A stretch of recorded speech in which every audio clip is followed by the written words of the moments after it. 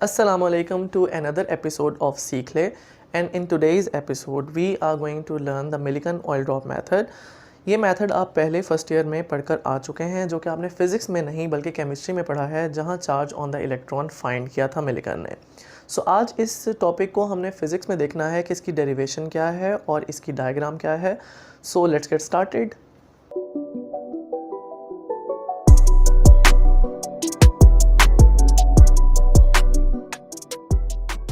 Welcome back. As you know कि अब हमारे पास पढ़ाई का सीज़न जो है वो स्टार्ट हो चुका है। वो मैं प्रीवियस बहुत सारी वीडियोस में जो है आपको बोलता आ रहा हूँ। सो ये लेक्चर भी बड़ा इंपॉर्टेंट है एंड आई वांट कि आपको जल्दी जल्दी जो है इसकी डेरिवेशन जो है वो समझ में आ जाए। मैंने ऑनलाइन भी जब इस लेक्चर को प्रोसीड किया था और बताना शुरू किया था, सो वो वाला पार्ट जहाँ पर इसकी डेरिवेशन आती है, सिर्फ सारा का सारा टाइम जो है वहीं पे सर्व होता है। तो आइए जल्दी जल्दी इसकी डेरिवेशन भी देखते हैं और समझते हैं कि मिलिकन ऑयल ड्रॉप मेथड है क्या। इन 1909 मिलिकन ने एक एक्सपेरिमेंट जो है वो बनाया था कि उसके पास चार्ज जो है एक इलेक्ट्रॉन के ऊपर क्या होता है, उसको उसने फाइंड कर लिया था। चार्ज एज़ यू नो जिसकी वैल्यू 1.602 मल्टीप्लाई 10⁻⁻19 कूलम होती है। ये हमारे पास किस तरीके से एक्सपेरिमेंट के थ्रू जो है वो मिलिकन ने फाइंड किया, आज हमने उसी को ही देखना है। तो सबसे पहले हम देखते हैं कि मिलिकन की एक्सपेरिमेंटल अरेंजमेंट क्या थी, उसने ऑपरेटर्स कैसा यूज़ किया था। तो यहाँ पर आपकी स्क्रीन पे आपको सामने नज़र आ रहा है जी एक ग्लास चैम्बर। मिलिकन ने एक ग्लास चैम्बर जो है वो यूज़ किया था। इस ग्लास चैम्बर के अंदर कुछ इंपॉर्टेंट पार्ट्स जो हैं उनको मैं आपको ज़रूर बता देता हूँ। नंबर 1 इम्पॉर्टेंट पार्ट इज़ कि यहाँ पर उसने एक एटोमाइज़र यूज़ किया था। एटोमाइज़र क्या चीज़ है? एटोमाइज़र के अंदर एक ऑयल जो है वो यूज़ होगा और ये ऑयल जो है जब आप इसको स्प्रे करेंगे तो ये ऑयल जो है ये छोटे छोटे ड्रॉपलेट्स के थ्रू यहाँ से बाहर निकलेगा और फिर इसके ऊपर जो है वो चार्ज आ जाता है और देखते हैं कि इसकी मदद से क्या हम charge on the electron find कर सकते हैं या नहीं। Number 1 part. नंबर 2 पार्ट, हमारे पास यहाँ पर चार्जिंग इलेक्ट्रोड प्लेट्स जो है वो हमारे पास यूज़ हुई हैं और ये प्लेट्स जो हैं ये तभी चार्ज होंगी जब ये आपके पास बैटरी से अटैच होंगी। तो मैंने यहाँ पर आपके सामने जो है वो प्लेट्स बनाई हैं और उसको बैटरी के साथ अटैच किया है। ध्यान रहे ये जो 2 प्लेट्स मैंने बनाई हैं इनमें अपर प्लेट के ऊपर जो है वो एक होल मौजूद है और लोअर प्लेट जो है वो कन्फाइंड है, उसके दरमियान में कोई होल नहीं है। फिर थर्ड पार्ट जो है हमारे पास यहाँ पर यूज़ होता है which is the light source, जिसको मैं एक साइड पे आपको दिखा रहा हूँ। बाज़ बुक में वहाँ एक्सरेज भी लिखी होती हैं, माइक्रोस्कोप बनी होती है और एक आई की शेप बनी होती है। यानी आप यहाँ से लाइट सोर्स इन प्लेट्स के दरमियान में जो है वो आप फेंकेंगे, इल्यूमिनेट करेंगे और तब आपको ईजीली ड्रॉपलेट की मूवमेंट जो है वो पता लग जाएगी। So this is all the experimental arrangement और the operators of Millikan oil drop method.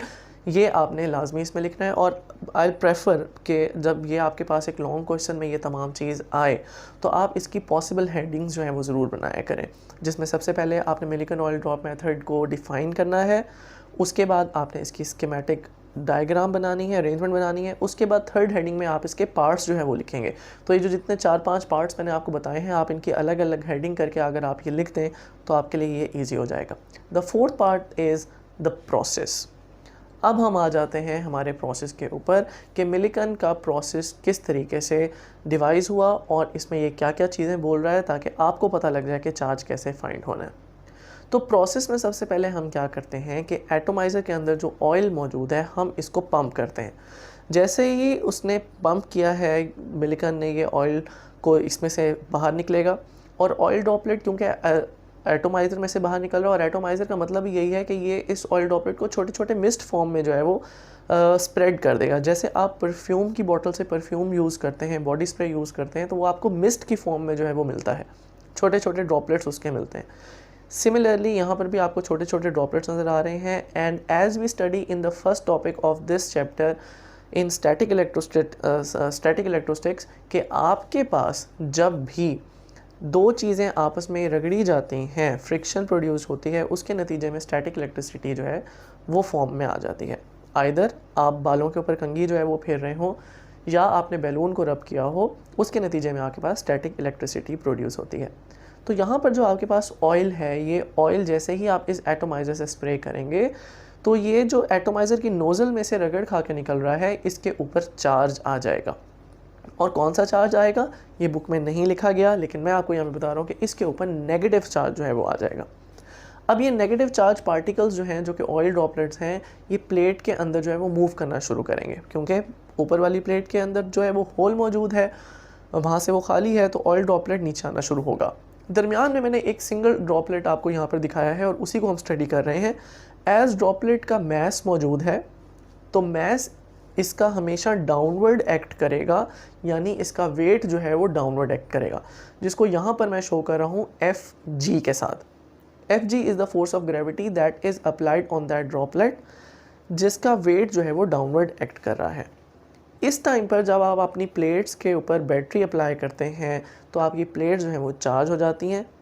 The one plate having a positive terminal attach to it gets the positive charge, तो ये पॉजिटिव चार्ज ऊपर वाली प्लेट के ऊपर आ जाता है और नेगेटिव चार्ज नीचे वाली प्लेट के ऊपर आ जाता है, क्योंकि आपके दरमियान में जो ड्रॉपलेट पड़ा है that is negatively charge particle, नीचे वाली प्लेट भी नेगेटिव है, तो नेगेटिव नेगेटिव को रिपेल करेगा, और ऊपर वाली प्लेट पॉजिटिव है, तो ये चार्ज ड्रॉपलेट ऊपर की तरफ मूव होना चाहेगा। एक ऐसा टाइम आप लोगों के पास आएगा जब आप इसको लाइट सोर्स से देख रहे हो, माइक्रोस्कोप से देख रहे हो, जहाँ पर ये ड्रॉपलेट आपको सस्पेंडेड नज़र आएगा। ये वही पॉइंट है जब आपके पास F ऑफ G यानी कि ग्रेविटेशनल फोर्स बराबर हो जाएगी ऊपर लगने वाली इलेक्ट्रोस्टैटिक फोर्स के। और ये बात अगर फर्स्ट ईयर वाले बच्चे सुन रहे हैं तो उनके लिए भी बड़ी इंपॉर्टेंट है, क्योंकि उन्होंने चैप्टर नंबर 6 में टर्मिनल वेलोसिटी के टॉपिक में ये तमाम चीज़ पढ़ी है कि जब आपके पास फॉग ड्रॉपलेट ऊपर से नीचे की तरफ अर्थ की तरफ मूव कर रहा होता है, लेकिन एट सम पॉइंट उसकी ड्रैग फोर्स जो है वो इक्वल हो जाए उसके वेट के, तो वहाँ पर ये आपको पार्टिकल सस्पेंडेड नज़र आता है। Similar case goes around with that oil droplet, तो ये ऑयल ड्रॉपलेट आपको यहाँ पर सस्पेंडेड नज़र आ रहा होगा, और इस टाइम पर हम अपनी इक्वेशन जो है वो ड्राइव करना शुरू कर देते हैं।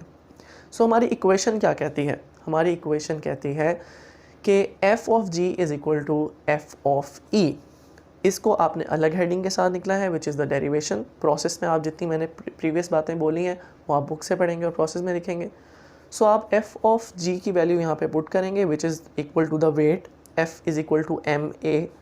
यहाँ पर a जो है वो एक्सेलरेशन ड्यू टू ग्रेविटी है, तो यहाँ पर आपके पास F G की जगह mg पुट होगा।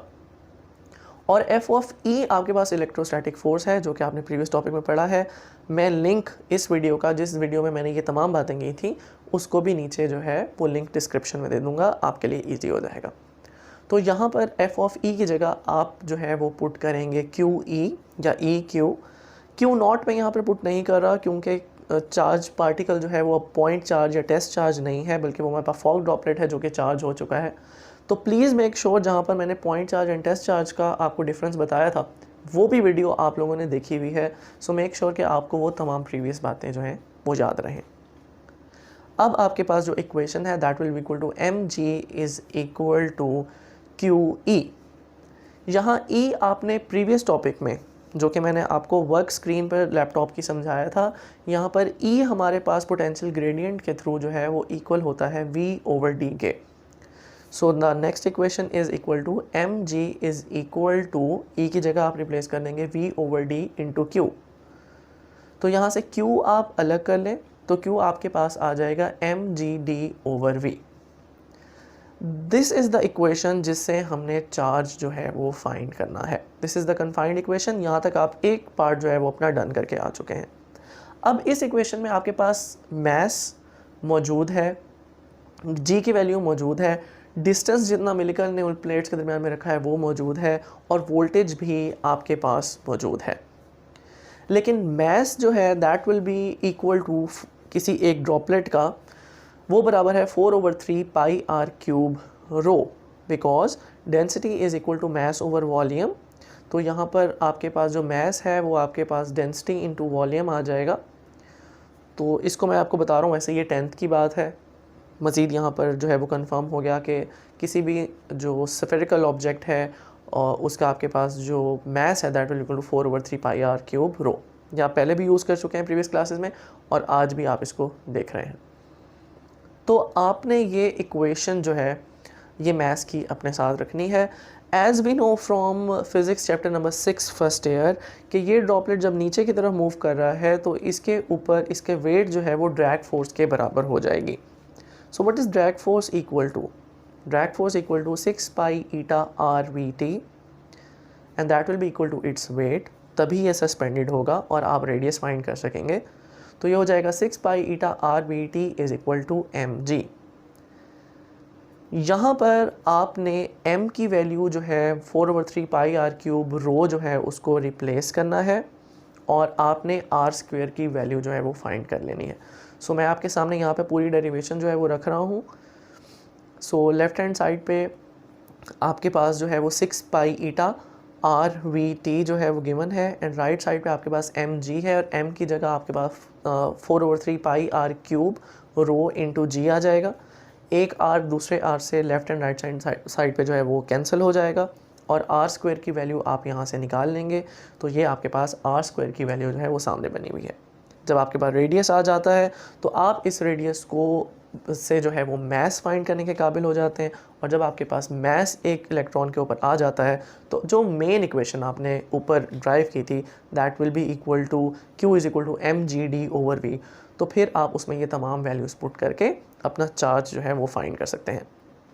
At the end of this topic यहाँ पर ये इतना चार्ज फाइंड करके तो नहीं दिखाया गया, तमाम कैलकुलेशन नहीं की गई, तब तो आप भी बाउंड हैं ये डायरेक्टली करने के। तो आपने डायरेक्टली सिर्फ ये लिख देना है कि मिलिकन ने इस चार्ज की जो वैल्यू फाउंड की थी that will be equal to 1.602 multiply 10⁻⁻⁹ coulomb. That's all for today. I know कि ये डेरिवेशन लेक्चर जो है वो मैं जल्दी से बोल बोल के इसको ईजिली निकाल गया हूँ और वो इसीलिए पॉसिबल है क्योंकि आपके पास सामने जो है वो डेरिवेशन और इसकी डायग्राम जो है वो ईजिली आपको शो हो रही है। मेक श्योर इस टॉपिक को आप अच्छे तरीके से करेंगे, ये लॉन्ग में आ जाता है और जहाँ आपने ये केमिस्ट्री में पढ़ रखा है वहाँ फिज़िक्स में इसकी डायमेंशंस बहुत ईजी हैं और बहुत क्लियर हैं और इसमें डेरिवेशन भी कम है। So that's all for today. Please remember me in your prayers, keep supporting me and इसी तरीके से बने रहिए। Take care yourself, please like and subscribe my channel. अल्लाह हाफ़िज़।